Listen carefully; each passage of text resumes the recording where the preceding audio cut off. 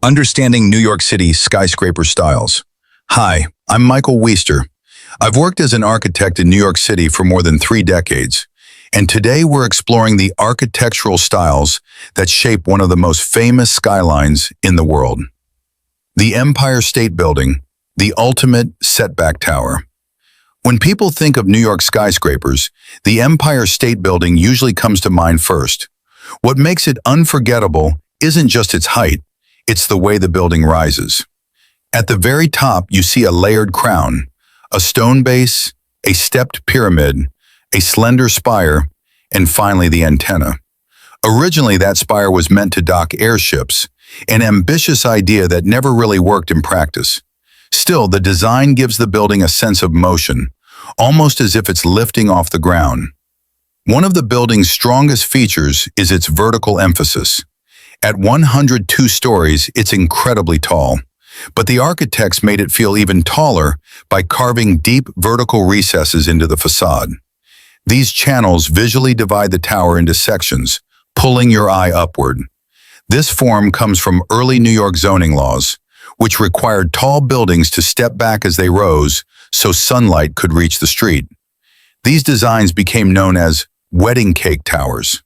The Empire State Building is the most iconic example of that idea, but you'll find similar step forms all across the city. Art Deco detail in a city within a building. Up close, the Empire State Building reveals its Art Deco character. Vertical lines dominate the facade, while decorative flourishes appear above window groupings. Each setback feels like a smaller building stacked on top of another, creating the impression of a miniature skyline within a single structure. Although the materials and patterns repeat, no two sections are exactly the same. That subtle variation gives the building richness and complexity. With thousands of offices inside, the Empire State Building truly functions like a small city of its own. The rise of the glass curtain wall, lever house. Jump forward to the mid-20th century, and the skyscraper takes a completely different form. Lever House, completed in 1952, introduced New York to the modern glass curtain wall.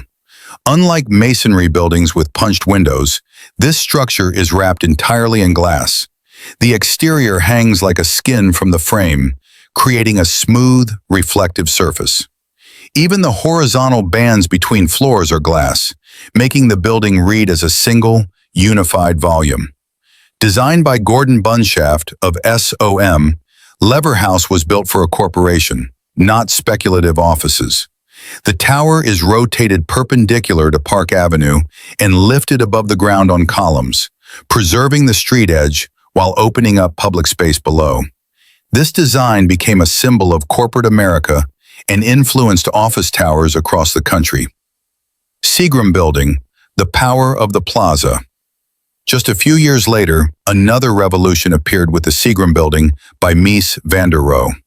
Completed in 1958, this bronze-clad tower steps back from Park Avenue to create a wide public plaza, a bold move at the time.